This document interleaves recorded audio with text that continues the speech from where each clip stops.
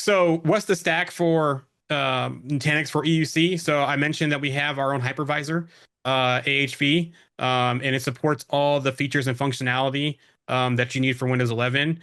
We have files, which is our own scale-out file system that you can, store things like the user data, the profiles, departmental shares, and so forth. We have our flow, which is our application-centric security. So we can do things at the VM level, do policy-based visualization as well. And then NC2, which is our hybrid cloud offering. So being able to use bare metal instances in the hyperscalers to be able to use that for things like bursting or disaster recovery. Automation as well. So we do have automation built in to help you automate some of this, but also to once those are deployed, doing things for, day-to-day automation or, day two automation. Like, does my VM need more resources? Well, we can build some things out to where we can automatically scale up and scale down those VMs to help with that. And then I talked about we have disaster recovery built in, whether it's single site or multi-site disaster recovery. Yeah, and one of the nice things, I'll hone in on the files section of it. I mean, we just got done talking about it's the applications and it's the data. The fact that Nutanix has, a built-in native scale-out file server so that we don't have to have that other question of, all right, sweet, we've got the actual compute infrastructure. Now what do we do about the data? It's part of the overall package. So when we talk about a solution that can manage that end user experience, it takes into account all the pieces. So not just, hey, I can get my Windows VM to my user, but I can present and provide the data that they need as well.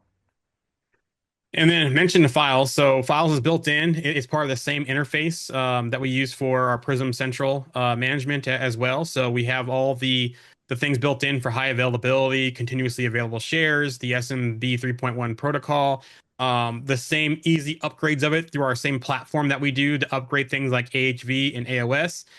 We also have things built in for this for DR replication. We just released a feature called VDI sync, which allows you to kind of sync things between your locations, between two locations, but also to be able to roam back and forth as well. You can only be active on one side, but you have that roaming capability with it. The one thing this does is that it helps you keep the data close to your workloads. And I'll talk about licensing here pretty soon. But for our EUC licensing for Nutanix, we include licensing entitlement for files as well. And then our files analytics, right? Having that data out there, but what kind of visibility do I have in that? And that helps things like looking at, how the data is being used. Are there any suspicious patterns of the data? Do I need to have things like built in to see like blocking files or if there are suspicious things to help lock down that data in case there's any kind of malware incident in the environment? And that's all included in the platform. Yeah, I mean, I can't tell you the number of customers I've walked into their environment and looked at the files analytics piece and been like, hey, you realize that probably three-quarters of your storage is unutilized. Your users haven't touched it in over a year. So not only that, I mean, we talk about ongoing cost savings too, is then we have the visibility of, all right, we've got a lot of data that maybe we could store in a more efficient manner and save the primary storage on Nutanix files for that stuff that the users are actually interacting with. So that visibility is huge. Question here: does Nutanix offer anything for user profile management in Windows 11? So we don't directly. That's going to be part of your broker solution. So we do fully support things like FS Logics from Microsoft. We support Liquidware's profile solution. We support profile management from Citrix. We support, on our files instance, any kind of profile solution from the actual EUC broker out there. So we're just a storage for it and have capabilities for like, helping assure making sure that's available and replicating it. But as far as the actual profile solution itself, that's going to come as part of the broker. Now you can still use running profiles in Windows, but that's kind of an old technology that most don't use. But as far as using like the broker built-in profile solution or Microsoft's or third party like Liquidware, we fully support that, and we also support things like folder redirection for the storage as well. Yes, I mean it's a perfect target for leveraging all of the storage optimizations that are built in the Nutanix platform to make sure that that profile and where it's stored is close to the user and is on a performant platform so that it can get the user settings and that user data to the user as quickly as possible. So I'm kind of going to pick things up here, just kind of more about the Nutanix side of things, since we're getting close to the end here. But we are a differentiated platform for EUC. So what that means is freedom of choice, right? You guys can bring your own broker that supports us, right? And again, our main hypervisor is AHV, but we also support other ones as well. So as long as that broker supports the hypervisor that our platform supports, you can pick that, whether it's a control plane managed by you or a control plane managed by the EUC broker. Licensing also. So you have two options for licensing, which is a per user licensing model, which I'll talk about here in a second, or we have our traditional core-based model as well. And then performance in the platform, this is something that we test, and I'll get more of this, but as far as like scalability and so forth, we test all these things, making sure that as you scale out, there's no dip in the performance of your platform. And then again, we also have a unified platform, which we showed that you get everything in the platform, along with your hardware of choice that we support as well. So our files, our hypervisor, our NC2 security, and so forth. But here's the big one here, right? So we do have flexible per user licensing.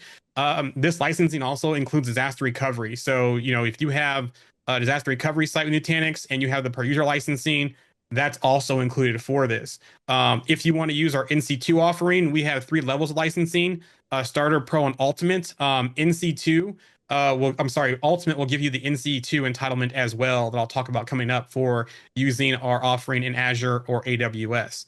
But the nice thing here is that you basically just assign your licenses count, your number of VMs. It doesn't matter how many nodes in the cluster that you have. So, for example, our core-based licensing is going to look at the hardware, but our user base doesn't care. So you see here that you could have 500 users on 3 nodes or 500 users on 6 nodes. We don't care how many nodes you have in the cluster with EUC user licensing, as long as your users are covered. And that's going to all depend on your different hardware requirements. The nice thing is that you can pay as you grow too as well. So, right, you only need X amount now, and then your environment expands. You can add more licenses later. And we also support things like, concurrent users across different time zones or shifts also. So all those nice things are built in the platform for our user licensing. Have we started testing on Windows 12 yet on the insider stuff? I need to double check to see. But I know a lot of our testing right now has been Windows 11, and I know we're doing some 2025 Story 2025 testing as well. Yeah, I haven't seen too many. I see more customers that they still don't even have a Windows 11 strategy yet. So that's interesting that somebody's already looking to skip over Windows 11. But also our linear scale. So again, talked about scalability in the platform, and this is not just a marketing slide. We actually test this as well. So for example, if you are getting 100 users on 1 node, you should scale linearly, meaning that you should be able to get 200 on 2 nodes, and then 300 on 3 nodes, and etc. So you should be able to increment that amount linearly. And again, we test this as well. So what you get on day one in your journey, you should be able to have that same scalability when you get further along in your journey as well. And that gives things like our data locality, our shadow clones, all those things that we have on our platform, along with our software. That's like, again, every time we update this, we make sure we test it within our team. If there's any issues, we go back to our dev team, they fix it, we test again, making sure that as we release new software releases, that our platform is staying performant or getting better performance as we improve it. Yeah, and this is where trying to mention the Nutanix validated designs. Those are a wealth of information for, what is it that I would expect based off of a particular workload. Nutanix has done all the testing. They've got how we tested it. Here's what we put it on to, so that way you have that kind of base foundational. Because every manager can be like, well, how much is it going to take to get my users? So Nutanix has already done the legwork for it. Obviously, every environment's a little bit different, but it at least gives you that foundational information to start that conversation with. And that NVD is available out there on our portal. It covers on-prem. It covers going to Azure and AWS as well with our NC2 offering. Yep. So we are true multi-cloud. So we're able to, if you want to start on-prem in your data center, but then you have a mandate to use cloud for some use cases or for DR, we support that in Azure and AWS. And then if there's locations or hardware types that you need that we don't have on the hyperscalers, that's where we have our are service providers as well that can also provide those. The nice thing is that our interface is going to be the same across those. So our built-in tools for replication and so forth, you can use to move back and forth. So you have a mandate to be on-prem in AWS today, but tomorrow you want to move to Azure. Well, guess what? Your licensing is portable and those workloads are portable as well. And so what is our cloud clusters offering? Basically, it's taking our software, our AOS, our AHV, our hypervisor, and moving those onto bare metal nodes in the cloud. So in AWS, it's going to be in your VPC. In Azure, it's going to be in your VNet. And it's going to have access to all of your cloud services as well that you have out there. So maybe you have some modernized applications out there in the cloud. You can take advantage of those and access those through NC2. The nice thing also is that if you have any kind of contracts with those hyperscalers or credits and so forth, those can also be used with those offerings on NC2. Again, this is our software on bare metal nodes. It is not nested software. It is bare metal nodes out there. And then this will be easy to move things back and forth and extend as we go to other hyperscalers out there in the future. I'm going to speed up here a little bit, Benjamin, okay? Yep. Yep. Go for Okay. it.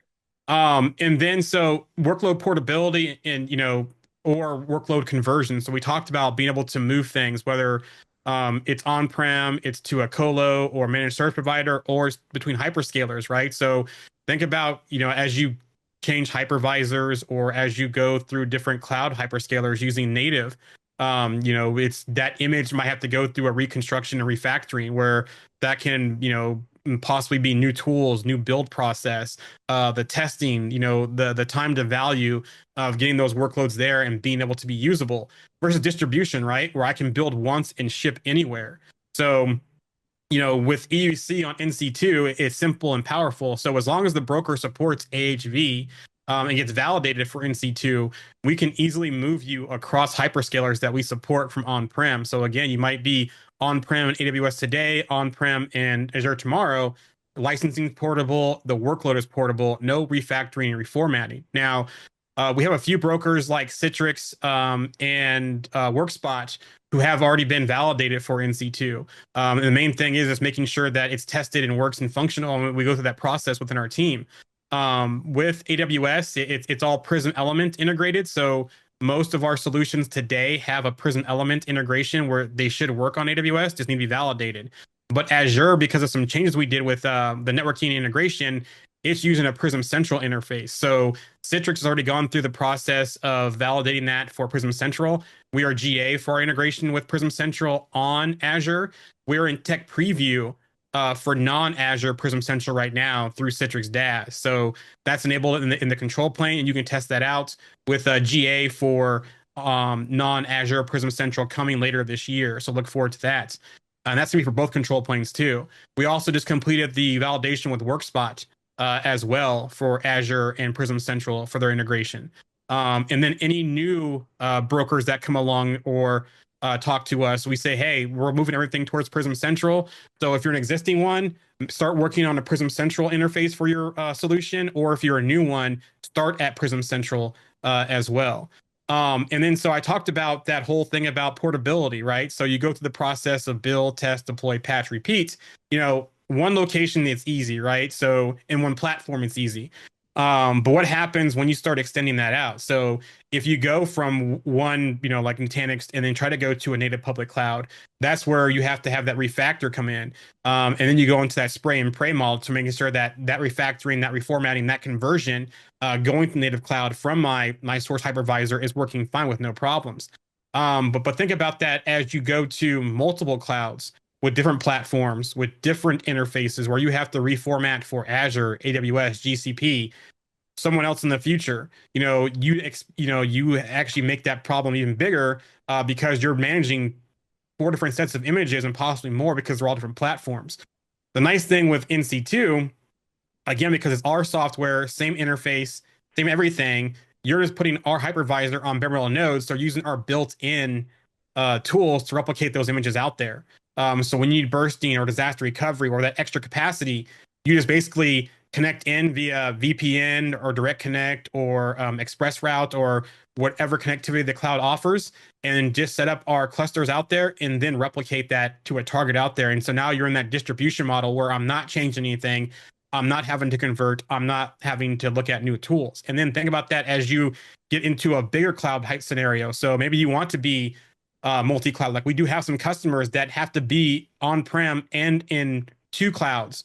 So think about that as well. So as we go to NC2 on Azure, NC2 on AWS, and then some choose to use one hyperscaler plus one of our partners out there like Equinix or Sextera or OVH Cloud or our partners like Choice Solutions as well, who have their managed services offering as well. So think about having to move those back and forth and easy. And it's all distribution with that single platform, that single interface, not having to learn all that those new tooling or any kind of conversion.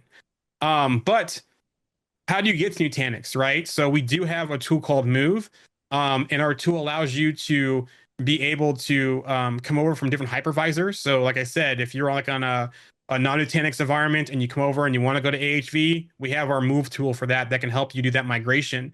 You can seed it, you can do testing. It does all the things like inject our drivers and so forth. You can use that, or say you come over to Nutanix and you stay on the hypervisor like vSphere Hyper-V that we support. You can use Move as well to do that migration, or with ESXi vSphere, if you're on Nutanix, we have things like our cross hypervisor stuff that we can do also. The nice thing is that we have these toolings built in to help you get from, whether it's cloud native, whether it's another hypervisor, to easily come over to our platform as you make that migration for your EUC environment. And since we're a few minutes over, I just want to get to the last piece here. So think about a smarter path forward, right? So think about cost savings, reduced hardware upgrades. Again, since on the data center side, since we're in software, we can add new features and functionality like VTPM, other things that might come in the future through software. It doesn't require a hardware change. Be able to repurpose your endpoints to be able to get longer life out of them, and maybe put the software that like thin client vendors out there have conversion tools and so forth in management to be able to help get that to, one, secure that device, but two, to help manage it as well to get a longer life out of that device, improving your TCO of those devices.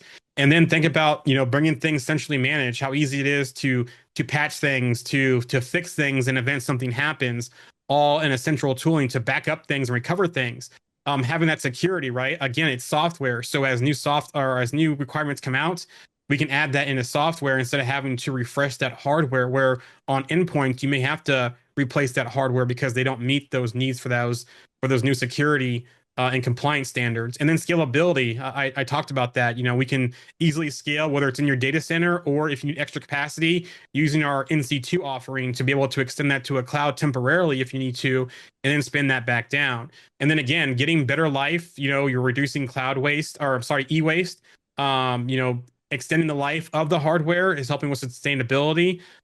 So think about that as well. And then all that stuff is built into our platform to kind of help you future-proof your infrastructure with Nutanix.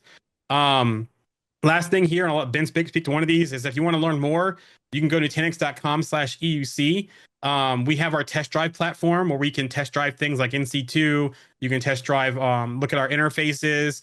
All those things are out there free without having to do anything as far as spin anything up. It's all part of our test drive platform. So if you go to nutanix.com/one platform, you can see all of our test drives out there and get a look at our interfaces, our tooling, and how things work if you're not familiar with our platform. And with that, I'll hand it over to Benjamin. Yeah, and if you need further help too, we have Dana mentioned our EUC advisory services where we come in and we help understand what's going on with your business and help you, work together to develop a roadmap as to what is the EUC landscape going to look like for the organization, as well as Nutanix Jumpstart. So if you need help saying, hey, I just need to get this thing off the ground, we'll help you, whether it's files, whether it's flow, Nutanix Cloud Manager, help get you started down that path. So you can get those wheels spinning in your head of, okay, here's how I could use this in my environment. So we've got a full set of EUC-based jumpstarts and advisory services, as well as Nutanix. So if there's anything that we can be doing to help you, let us know. If there's something that you see that, hey, I don't see it on that page, reach out to us. We have professional services. We have a huge team that can help and get in there and help you figure out what it is that you need to take your business to the next level.